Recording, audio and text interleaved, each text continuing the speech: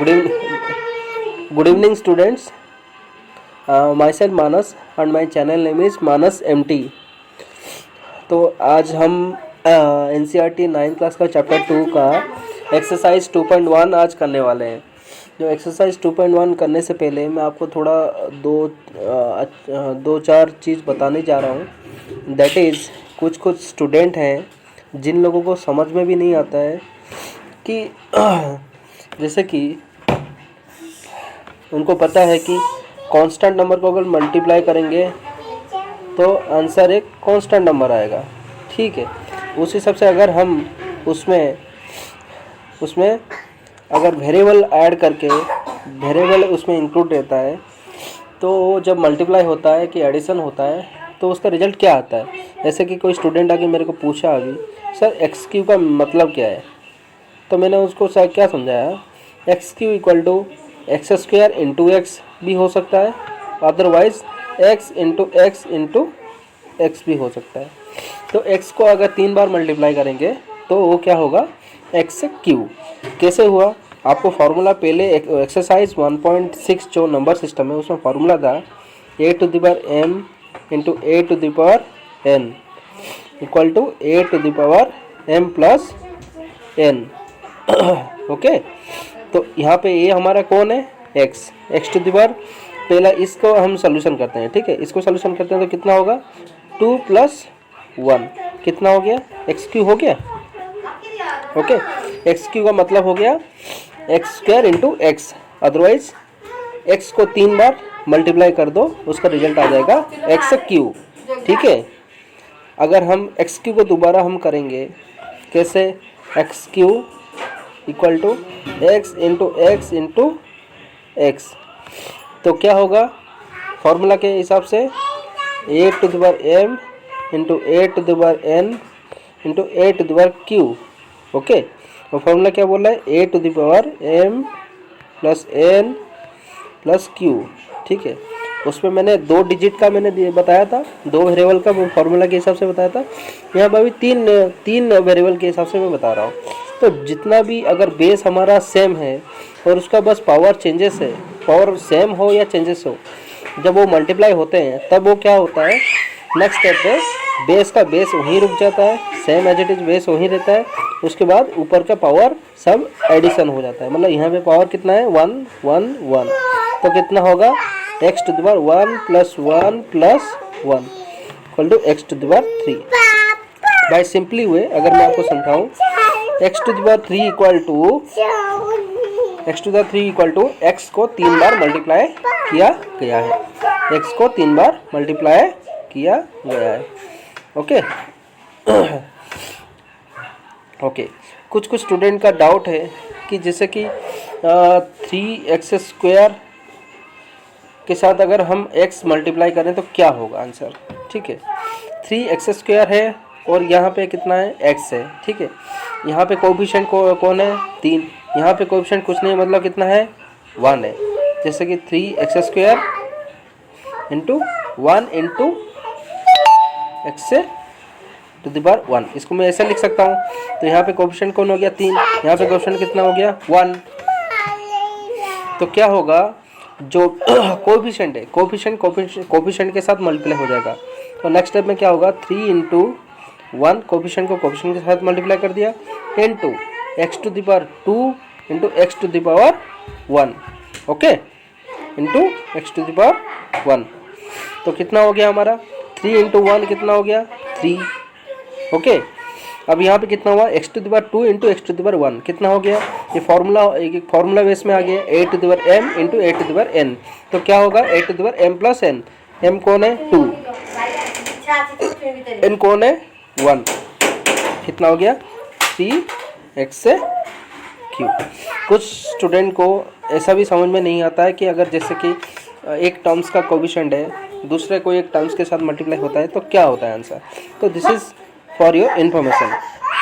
और एक एग्जाम्पल करके देखते हैं, जैसे कि 5x² है, उसको हम 3x² के साथ x क्यू के साथ हम मल्टीप्लाई करते हैं, ठीक है। तो क्या होगा हमारा आंसर, कोएफिशिएंट को कोएफिशिएंट के साथ मल्टीप्लाई करना है, ठीक है। 5 इंटू 3 इनटू, उसके बाद क्या होगा, जो वेरिएबल है दोनों सेम वेरिएबल है, एक्स है इधर भी एक्स है, तो x square into x cube, similar जो वेरिएबल को पास ले आना। ठीक है, तो ये कितना हो गया 15, 15 इंटू एक कौन सा फॉर्मूला में आ गया, a to the m into a to the power n formula में आ गया। तो ये कितना होगा, एक्स टू द पावर 2 + 3 कितना हो गया 15 x to the power 5। Okay, जो स्टूडेंट को चीज़ समझ में नहीं आ रहा है, आप मेरा जो कंसेप्ट मैं आपको क्लियर करवा रहा हूँ ये मैथ के ऊपर, तो प्लीज़ इस चीज़ को आप ध्यान रखिएगा। मैथ इज़ नॉट, आप उसको रट्टा मार के कभी कर नहीं सकते हो।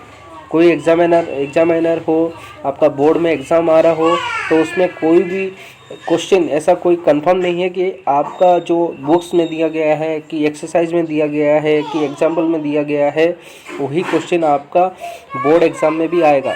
नहीं, ऐसा नहीं होता है। ठीक है, सो आपको मैथ का पहले फंडामेंटल जानना ज़रूरी है, बेसिक फंडामेंटल एंड फार्मूलाज जानना ज़रूरी है, कैसे होता है, किस तरीके से निकलता है। उसके बाद आपको कोई भी बड़े से बड़ा क्वेश्चन पुटअप करे, आप इजीली सॉल्व कर सकते हो। अगर आपको यही नहीं मालूम है कि एक्स स्क्वायर को एक्स क्यूब के साथ मल्टीप्लाई करेंगे तो क्या आंसर होगा, एक्स स्क्वायर को एक्स स्क्वायर के साथ प्लस करेंगे तो क्या आंसर होगा, तो अगर यही नहीं मालूम है तो आप मैथ आगे कर नहीं सकते हो। ठीक है, चलो और कुछ एग्जाम्पल देते हैं आपके लिए। जैसे कि 2x स्क्वायर है प्लस x है। ठीक है, अब आप मेरे को पूछोगे कि यहाँ पे क्यों नहीं हुआ ऐसा, ये क्या है, प्लस में है। जैसे कि 2x स्क्वायर, हाँ, यहाँ पे अगर मेरा x स्क्वायर होता, इसको मैं अगर प्लस करता तो क्या आंसर आता, 2x square plus x square कितना हो गया 3x स्क्वायर। ओके, ये प्लस में ऐसा होता है। ठीक है, मल्टीप्लिकेशन अगर होता तो ये कितना आंसर होता, मल्टीप्लिकेशन होता तो आंसर कितना होता, अगर इसको हम मल्टीप्लाई करें तो कितना आंसर होगा, 2x square into x square. अगर मल्टीप्लाई करें तो कितना आंसर होगा, आप खुद ही बताओ। ये यहाँ पे कुछ नहीं, मतलब 1 है, 2 × 1 = 2, x square into x square कितना होगा, x to the power 4 answer. ठीक है, ये फंडामेंटल आप ज़रूर याद रखना, ये बहुत बेसिक कंसेप्ट है। इसको अगर नहीं याद रखोगे तो आपका कोई भी सॉल्यूशन आप नहीं कर सकते, कोई भी इक्वेशन नहीं कर सकते हो। ठीक है, और एक देखते हैं एग्जांपल। दिया है 3x square plus 2x plus 1, उसके साथ अगर आपको सिर्फ बोला है कि x ही ऐड करो, x ऐड करोगे तो कितना आंसर होगा। इसको अगर ऐड करोगे, जो सिमिलर नंबर है, सिमिलर नंबर ही ऐड होगा। यहाँ पे क्या है, सिमिलर नंबर नहीं है, यहाँ पे कितना है 0x टू द पावर 2। ठीक है, मतलब यहाँ पे कितना हो गया, हमको x ही ऐड करना है, तो उससे पहले 3x ऊपर 3x स्क्वायर है, तो उससे पहले हमारा कितना रहेगा, 0x स्क्वायर प्लस यहाँ पे कांस्टेंट नंबर कितना है 1 है, ऊपर कितना है 1 है, तो नीचे कितना होगा 0 ही हो जाएगा। ठीक है, अगर अभी इसको ऐड करते हैं 3x स्क्वायर, ठीक है, 3 + 0 = 3x square plus x square कितना हो गया, 3x square plus x square कितना हो गया, x स्क्वायर को x स्क्वायर सेम उतर जाएगा। यहाँ पे कितना होगा 2x प्लस x कितना हो गया 3x प्लस यहाँ पे कितना हो गया 1 + 0 = 1, ऐसा आंसर होगा। ठीक है, ये चीज़ आप अंडरस्टैंड कर लेना, और इस चीज़ को मैं आगे भी पढ़ाने जा रहा हूँ। वैसे हमारा मल्टीप्लिकेशन, समेशन, सब्सट्रैक्शन और डिवीजन, ये चारों चीज़ आने वाला है एक्सरसाइज 2.1 के बाद। ठीक है, चलो अभी हम स्टार्ट करते हैं एक्सरसाइज 2.1 का, एक एक क्वेश्चन हम सॉल्व करेंगे। एक्सरसाइज 2.1 का पहला क्वेश्चन दिया गया है, which of the following expression are polynomial in one variable and which are not, state reason for your answer. ठीक है, हमको ये क्वेश्चन पूछ रहा है, ये जो पॉलिनोमियल का जो इक्वेशन दिया गया है आपको, इसमें इस पॉलिनोमियल का जो 3 टर्म्स हो, 2 टर्म्स हो कि 1 टर्म्स हो, जो भी आपका इक्वेशन दिया गया है उसमें एक ही वेरिएबल यूज होना चाहिए। ठीक है, अब समझ में आया, उसका पावर भले ही कुछ भी हो, पावर भले कुछ भी हो, मतलब जो हमारा पावर भले ही कुछ भी हो, इसका मतलब वो नहीं है कि पावर कुछ भी हो जाए। पावर हमारा जो पॉलिनोमियल में पावर हमेशा, जो वेरिएबल का पावर हमारा यूज करेंगे वो हमेशा एक होल नंबर होना चाहिए। It should not be power आज ए इरेशनल नंबर कि ये पावर नेगेटिव नंबर, ऐसा नहीं होना चाहिए, होल नंबर होना चाहिए क्योंकि पॉजिटिव में आना चाहिए। ठीक है, अभी हम देखते हैं, एक क्वेश्चन करते हैं। पहला क्वेश्चन क्या दिया है, 4x² माइनस 3x प्लस 7। इसमें पहला तो वेरिएबल कौन है, x वेरिएबल यूज हुआ है, मतलब वन टर्म वेरिएबल यूज हुआ है।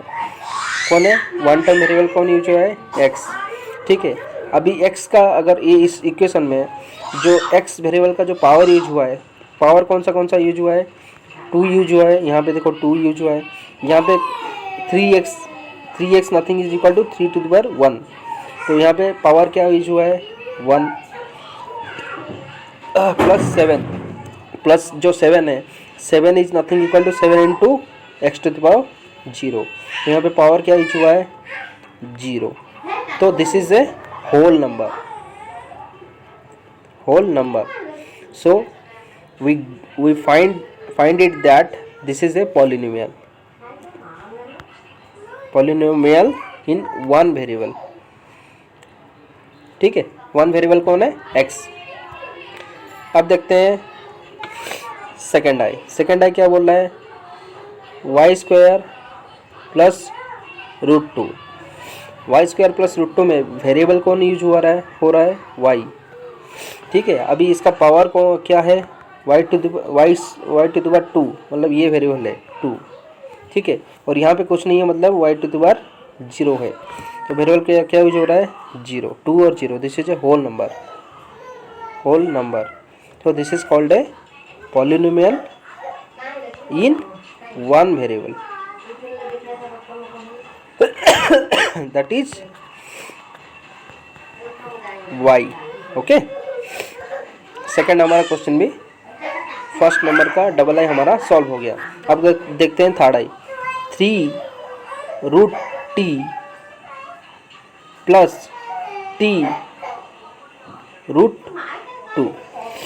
ठीक है, इसमें इस इक्वेशन में हमारा, इसको अगर हम करेंगे 3√t को t को क्या लिख सकते हैं, t to the power 1/2 plus t into √2।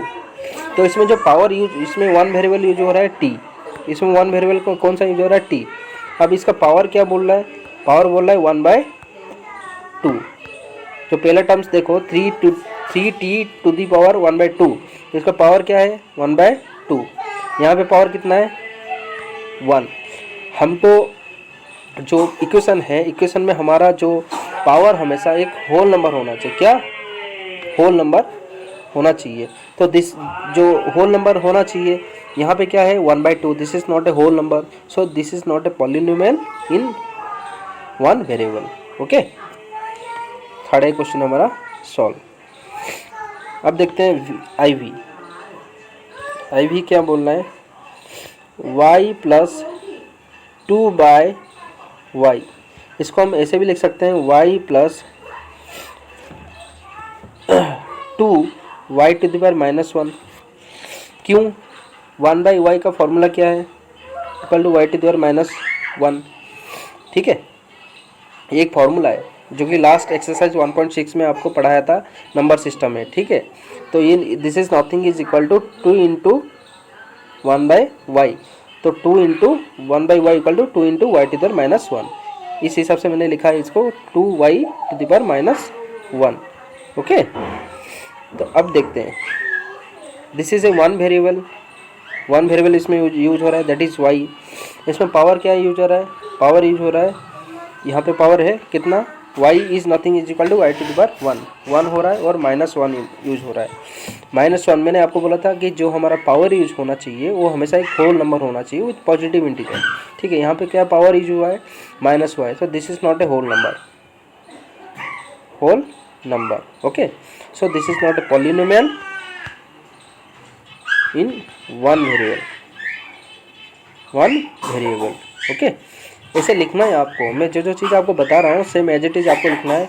Equation को पहले ऐसे आप कन्वर्ट करना है। इक्वेशन को कन्वर्ट करने के बाद उसमें आपको लिखना है this is here is one variable but it's power is equal to 1 and -1. So as per the so 1 and -1 is not a whole number. That's why this is not a polynomial in one variable, that is y. ऐसे लिखना है आपको, ठीक है। अब देखते हैं v क्या बोल रहा है, x to the power 10 plus y to the power 3 plus t to the power 50। इसमें कितना वेरिएबल यूज हुआ है, x यूज हुआ है, y यूज हुआ है और t यूज हुआ है। ये तीनों वेरिएबल यूज हुआ है। पहले तो हमको कंडीशन मांग रहा है कि वन वेरिएबल यूज होना चाहिए। इसमें पावर देखते हैं, x का पावर कितना है 10, y का पावर कितना है 3, t का पावर कितना है 50, ठीक है। हमको कंडीशन क्या मांग रहा है कि वन वेरिएबल होना चाहिए, एक पॉलिनोमियल भी होना चाहिए। तो यहाँ पे 3 वेरिएबल यूज हो रहा है। तो this is not a whole number है, इसका पावर सारा होल नंबर है, but this is not a polynomial in one variable. Okay, not a polynomial in one variable, क्यों ना इसका वेरिएबल जो है x, y और t है, ठीक है। अब देखते हैं क्वेश्चन नंबर 2। क्वेश्चन नंबर 2 क्या बता रहा है, right the coefficient of x square in each of the following. जो 2 नंबर क्वेश्चन दिया गया है, जो इक्वेशन दिया गया है, 4 इक्वेशन जो है, ठीक है, ये चारों इक्वेशन में बोल रहा है कि एक्स स्क्वायर का कोएफिशिएंट क्या है, ठीक है। अब देखते हैं 2 नंबर का पहला आई, 2 नंबर का आई क्या है 2 plus x square plus x.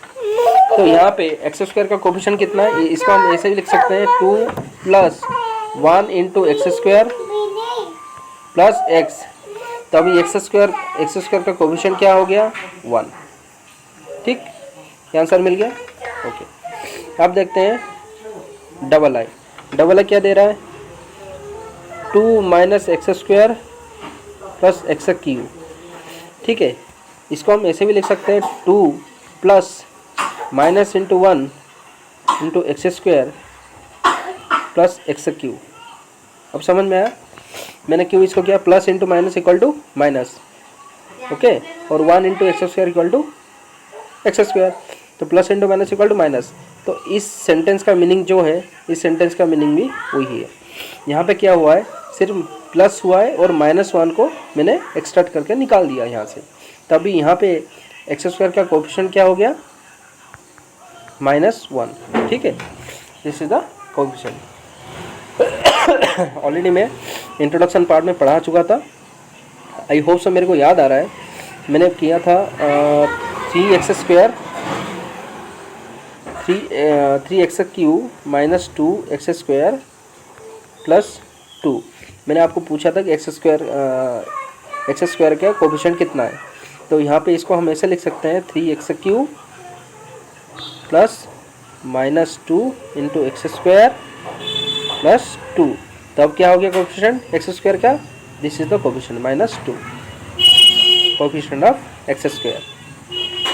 Okay, अब देखते हैं थर्ड आई में क्या बता रहा है, pi by 2 x square plus x. Simply see इस इक्वेशन में हमारा एक्स स्क्वायर का कोएफिशिएंट कौन आ रहा है, this one is the coefficient of on this equation. Okay, pi by 2।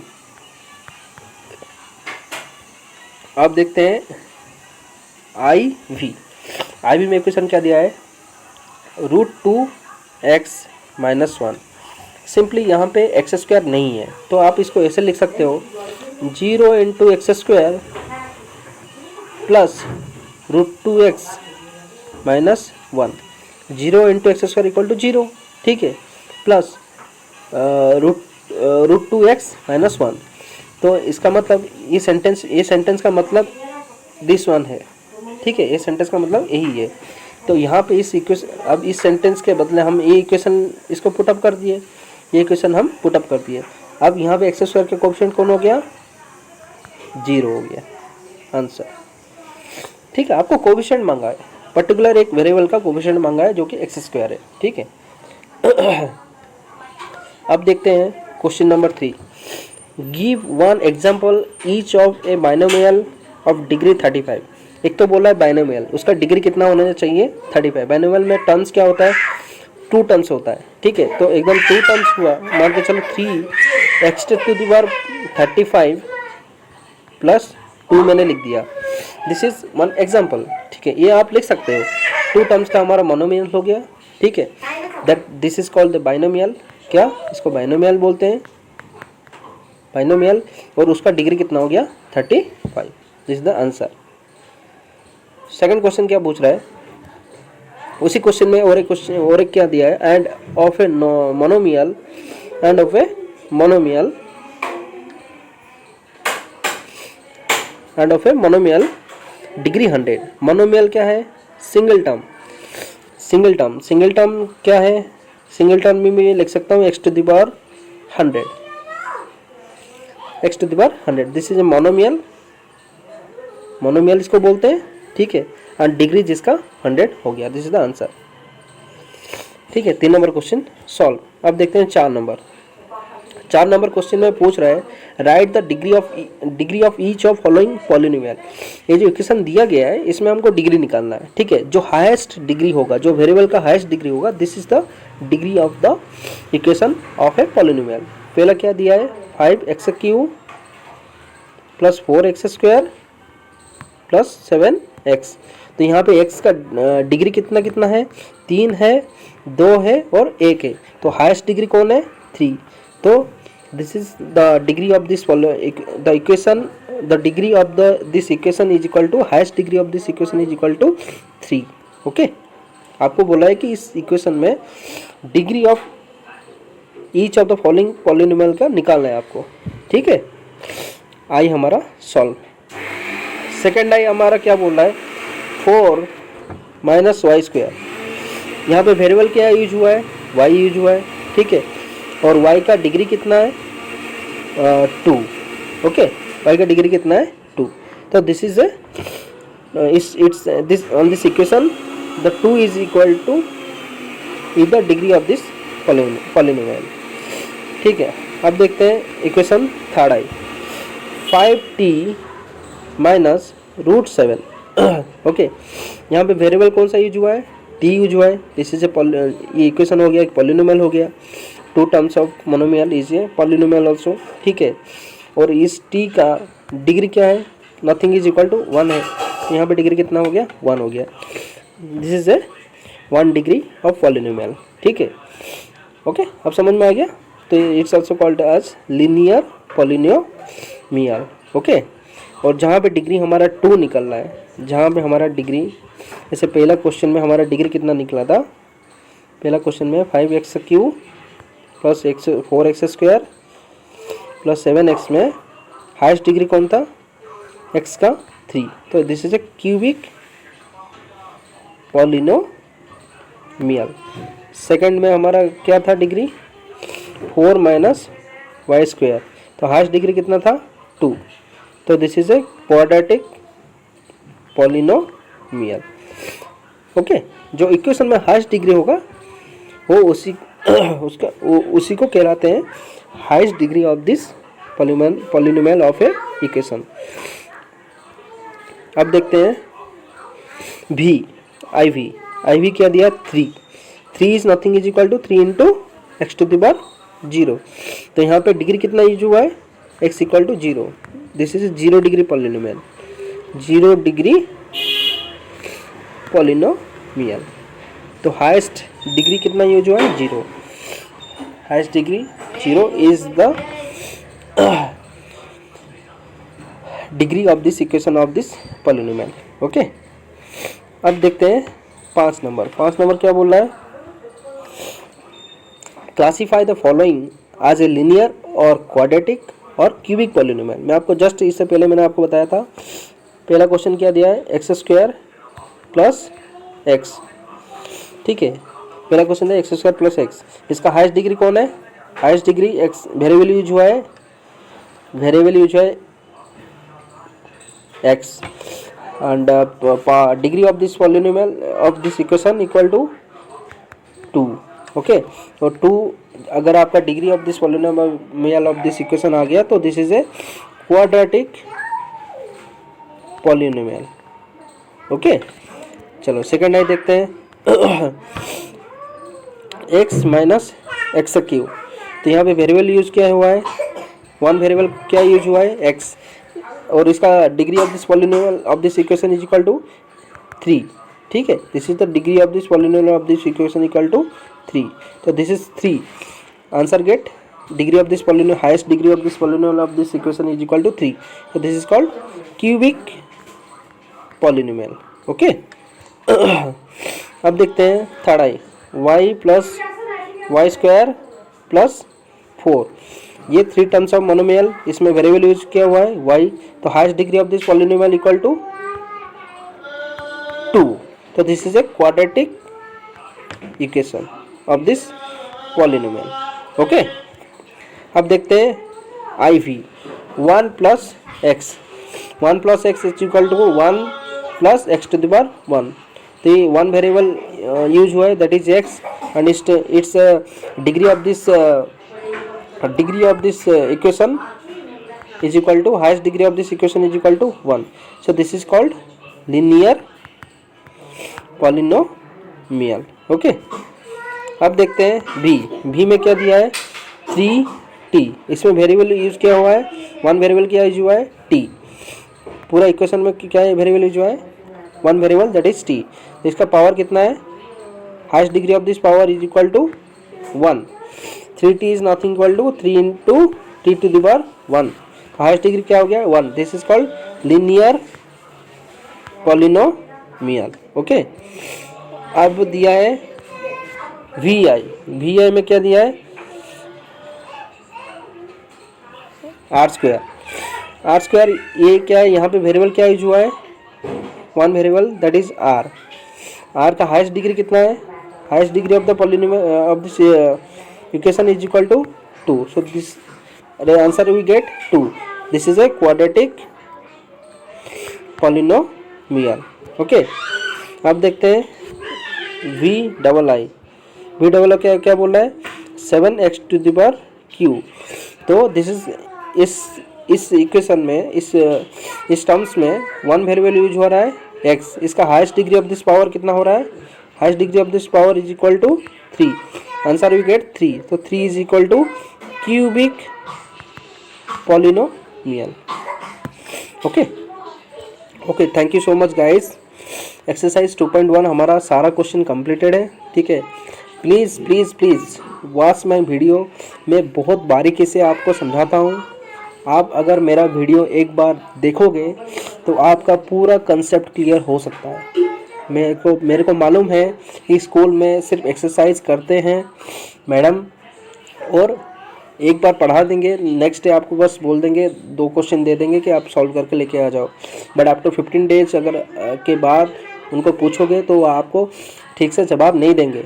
Okay, आपको इतना ही बोलेंगे कि आप जो मैं आपको पढ़ाया था वो देख लो, बट मैं जो चैनल में आपको एक वीडियो बना के आपको भेज रहा हूँ उससे आपको सारा वीडियो ऑलरेडी रिवाइज हो जाएगा, एकदम एक चीज़ बारीक से मैं आपको समझाया हूँ। ठीक है, जो कि कभी भी आप भूल नहीं सकते हो, और आपका आगे के लिए धीरे धीरे ये सब काम में आएगा।